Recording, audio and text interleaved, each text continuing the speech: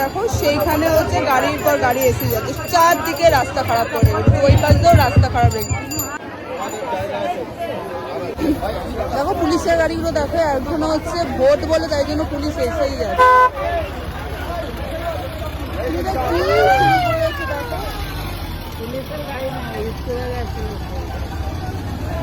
কি শুরু করেছে, একটা পুজো হচ্ছে এখানে আর সেইখানে এত গাড়ি আছে, এটা আবার না ছাড়লে আবার ধর্ম দিয়ে টানছে।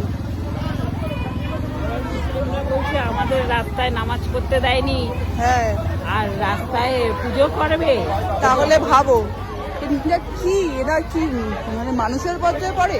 দেখো